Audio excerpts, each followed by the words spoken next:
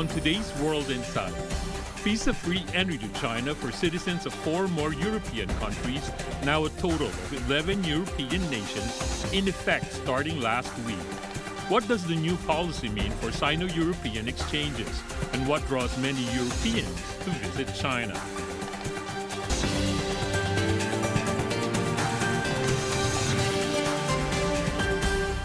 Hello and welcome to World Insight. I'm Tian Wei. China has opened its doors wider to Europeans beginning last week with visa-free entry for citizens of Austria, Belgium, Hungary and Luxembourg. That's on top of the visa-free visits for citizens from France, Germany, Ireland, Italy, the Netherlands, Spain and Switzerland. The Chinese Foreign Ministry has said the aim is to facilitate the high-quality development of Chinese and foreign personnel exchanges and high-level opening up to the outside world. So what does visa-free visits to China mean for these Europeans? What makes China a particularly attractive destination for them? And how can open Chinese borders work for business and people-to-people exchanges between China and Europe? For answers, let's ask our guests.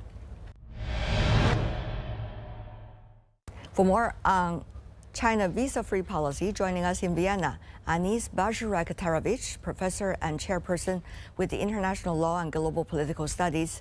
And in Brussels, we have Peter Klepp, who is editor-in-chief of the website brusselsreport.eu.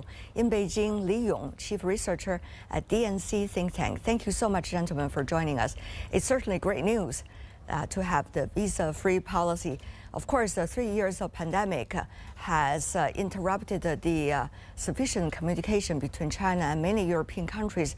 And how much do you see the enthusiasm of traveling to China, doing business in China, and doing people-to-people interactions in China? Peter. I think this is a very good thing. Before it used to be relatively complicated to get a visa to China. At some point, even you had to go 4 times to the embassy. So I think this can only, of course, stimulate people to move to China to do business or also for tourism. However, the question is to what extent it will make a difference for attracting more, people working in China. This has really reduced a lot. Europeans being active professionally in China since the pandemic. It has several reasons, and I think for these people the visa is a one-off pain anyway. So will probably not be such a big difference. What are the other reasons, do you think? Well, of course, the restrictive COVID policies have played a major role, and then the generally increased tension between China and the West, which started under Donald Trump, but which has also now led to Europe-China tensions with the ban on members of European Parliament and European legislation targeting the import of goods from China. Only now we had the due diligence regulations, for example. Of course, for some of this there is definitely justification, but I think you could say that there's general unease about the trade flows between Europe and China, even if in practice trade simply continues, of course. Anis, what is your feeling of the pause, quote unquote?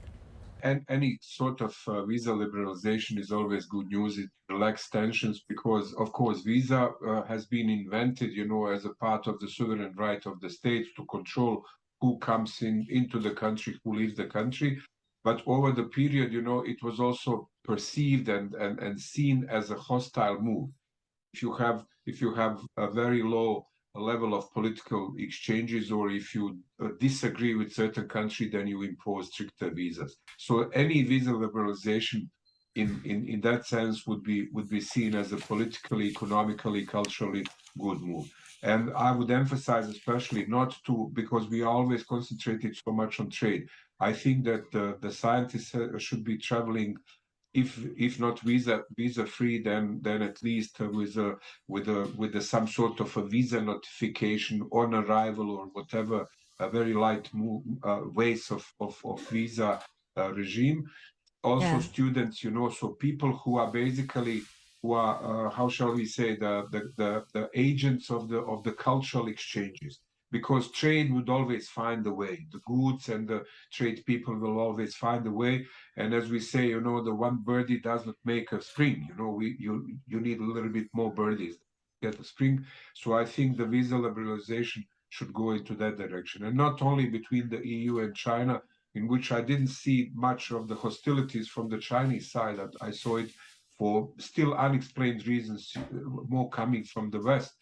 But it should go into let's say more of the horizontalization, definitely. Yong, tell me more about what are some of the policies that China is taking besides just more free visa traveling from countries, as we mentioned at the very beginning of our show. A lot of measures are being taken, particularly for foreign travelers, who come to China. They face some kind of payment problems, and the electronic payment system has been done as such that foreign credit cards can be processed to support their payment in China. And in addition to that, I think that very much related to the tourists. The other measures, I think, the free trade pilot zones and the Hainan free trade ports, they adopted quite friendly policies for foreign business people, for foreign academicians, coming to China for their stay, and particularly for investors, they will receive, various kinds of convenient supports, not just for their visit, but also for the stay of their family members and so on and so forth.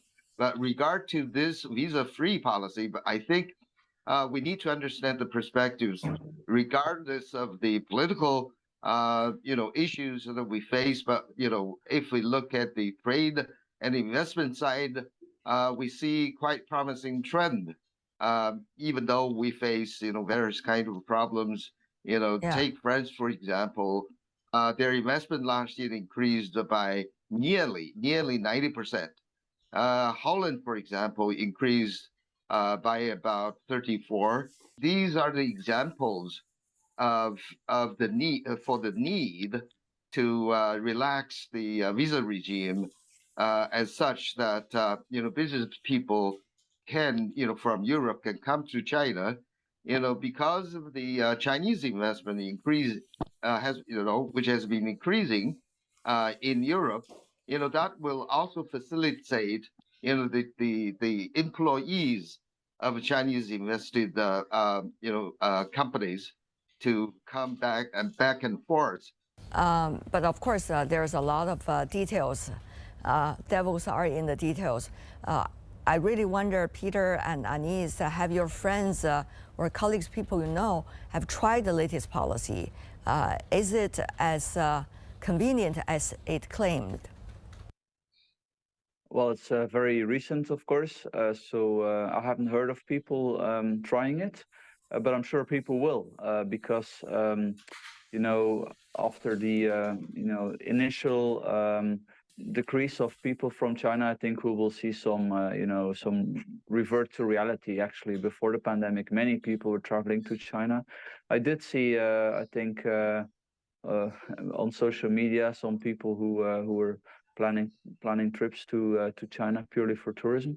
And indeed, I agree also with the gentleman that spoke before that for people engaged in science, journalism, these kind of occupations, it's very valuable to make it easier to maybe indeed have a visa on arrival where you pay a modest sum, which something which many countries have.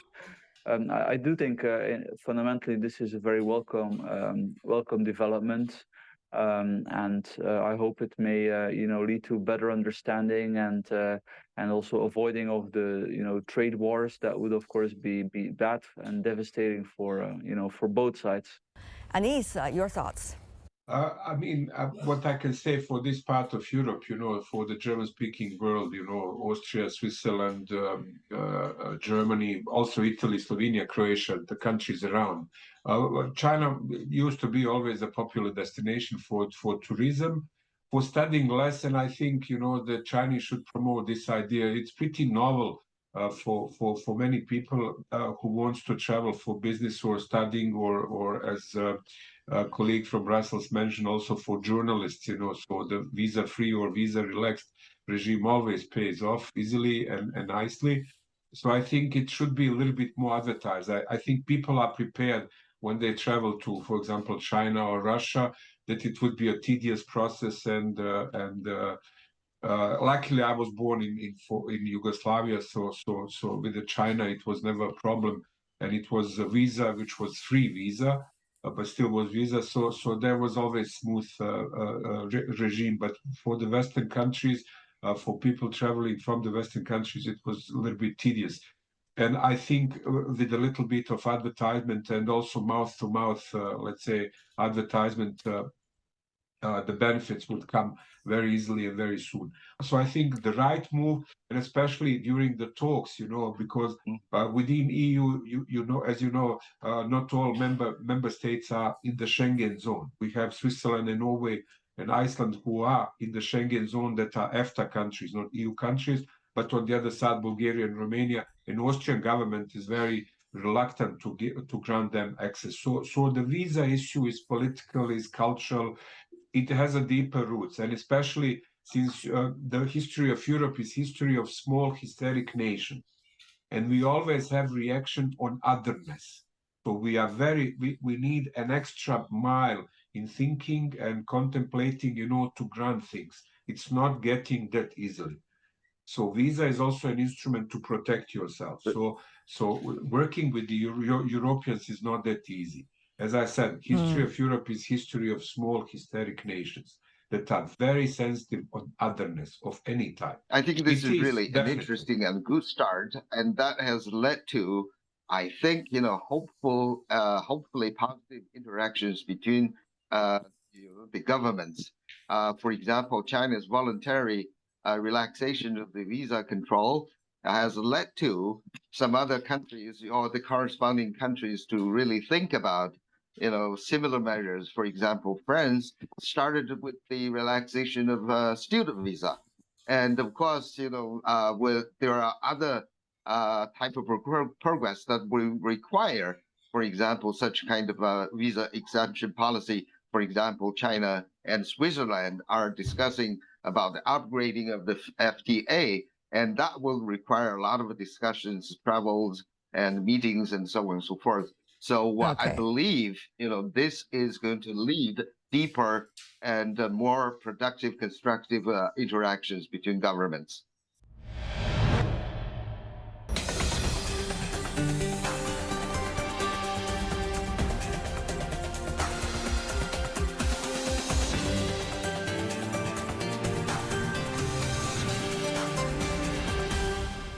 Here's one interesting question. You all somewhat touched on it earlier.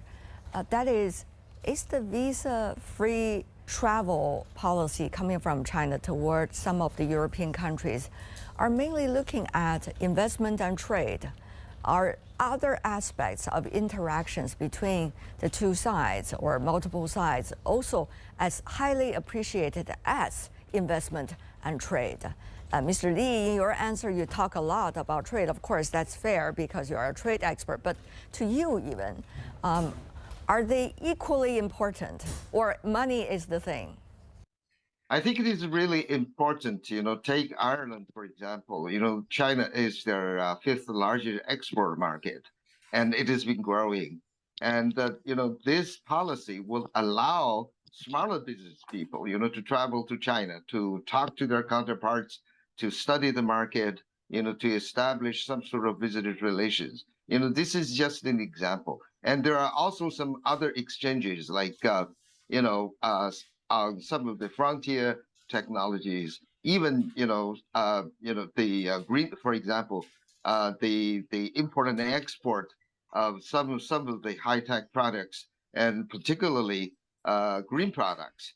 Those are I think are necessary, and this policy, this visa exemption policy, will facilitate that kind of a discussion and improve understanding, and that I think will potentially lead to new development in trade and investment areas.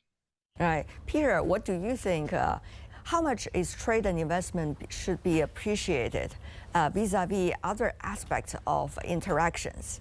Well, I do think it's very important indeed not to only look at opening up of trade, investment, these things, but also opening up on the soft side for tourism and basically non-business travel. And also, if you have people that are, let's say, they're self-employed, they also may just prefer to go through some kind of a visa waiver program rather than to have to go through the burdensome, application if they are still exploring a market. Yeah, in that sense, I do think that this measure by China is actually is not purely for investment and trade, even if of course it should be seen, I think, as some kind of a gesture of goodwill towards the West, towards Europe, in the context of broader increasing tensions. Anis? So definitely, I mean, on the symbolic level, this is a move of strength. This is the let's say the demonstration of Chinese strength. When you are strong and confident in yourself, you are able to give and to embrace. And we have here one song, passive aggressive, so which means actually by silence you are putting certain like silent aggression on the others. So I think it obliges, the unilateral moves on visa relaxation and visa waivers and visa-free regimes is obliging countries, and of course that gives the signals. It would take time. I remember that Thailand and Turkey also, which has very emotionally taken the issue of visa, with especially with the EU and this long promised talks of getting Turkey inside the club, while Turkey is actually guarding the club and sleeping outside of the tent, which is called the EU. So all those moves, from different countries were always obliging EU and the Schengen system to consider and to do the relaxations. And on a short to mid run, it would create results.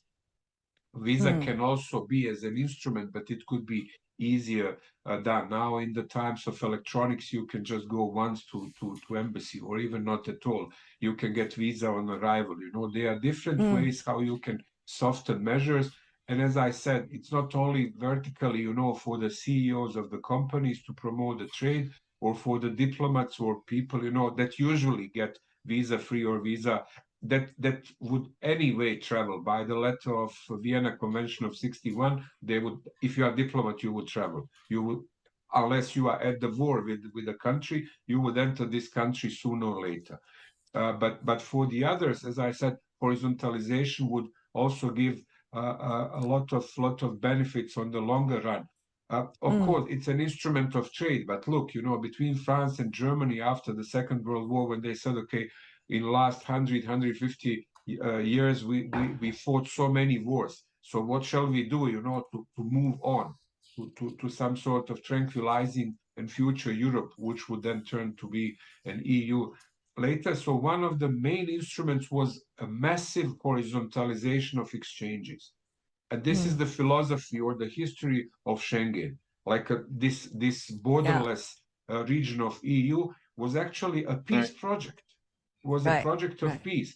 If people of France know Germans and Germans know French, they would less likely go into hostilities which would end up in wars. Another thing is the timing of this policy. Of course, we have seen 3 years of lack of sufficient communication compared to what we wanted from both sides. On the other hand, we also see the geopolitics changes and also public sentiment apparently changing as well. And therefore, how willing are the two sides, if I could use the name two sides, because the European countries are very different one from another, are there many who want to walk the last mile or miles to understand the other side still anymore? That's what I'm also curious about. If you travel so much, so it comes closer to your heart, and the pressure and the expectation would come from beneath, from the voters, from the taxpayers. Definitely, yes. Yong? This is really, we need to understand the situation. Political is on the one side and the people is on the other. And generally, I don't think, there's some sort of hostile sentiment or feelings, for the people in all the countries, against each, one another. So this is something that we need to be very clear. And the second thing is, I think, Chinese visitors, when they visit those countries, they can clearly feel the hospitality of the people, of the local people towards our Chinese tourism, and vice versa, the same is true. So, the thing is, to see what is happening in China is more than what you hear from the newspaper, from the media.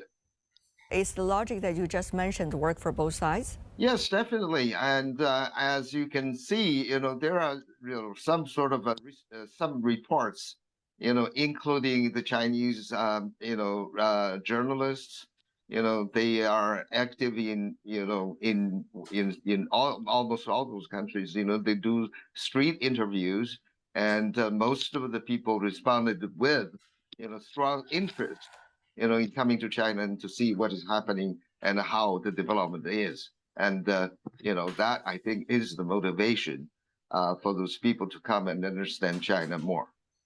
Peter? Well, if you're wondering when it comes to Europe, if the debate is shifting, I do think so. Both in Europe and the United States, initially we had this relatively confrontational approach when people were talking about, completely cutting off trade during the pandemic tensions, basically. But this has now moved to the concept of de-risking. So whereby the idea is, yes, of course, we have to continue trade. I mean, imagine the cost if we would just stop trading with China. But we have to figure out how to reduce the risk in that trade. And then, of course, the big debate is now, okay, what is actually risky, what is not? Last, before we go, if you got a visa-free policy to travel to China for 15 days at least, what would you do? What would be on your itinerary? Peter? Well, I haven't been to the north, to Xi'an and Beijing, so that would be my priority. I've seen the south, which is very, very lovely. South, which part? Oh, I traveled from, that was in 2008, from Hong Kong, Shenzhen, Macau, all the way to Shanghai. And I can recommend, yes, absolutely. It's a beautiful, beautiful country. So is yours. And Anis? Definitely some very romantic old and slow train I would take, and I would cross the entire country. This is what I would do, not really flying or going with the trains that now fly so fast. I had the pleasure to be in maglev train from Shanghai airport to the city when it was nearly just opened, which was flying 400 something kilometers. So, but definitely, 15 days is very very good relaxation, and I hope that also your natural how shall I say, allies in Europe, the business community and tourism community would also support this idea. Unfortunately, we in Europe, we are witnessing the shrinking middle class, while China has an increased, elevated so many people into middle class. So middle class usually travels, and is eager to spend and to come. So I think if we are in Europe serious, we would embrace this idea and support, because it's also revenue for us. Yong, if you got a chance to travel to some of the countries that China has already provided free visa travel for 15 days, if ever their policy is going to loosen up also for the Chinese citizens, where would you travel to? I think, definitely those countries are among my list. I would like to, recently I've been thinking about Switzerland, Poland, Ireland particular, it's a country that I've been thinking of visiting for quite a bit of time, quite a long time. And those, I think, will be the countries like Hungary.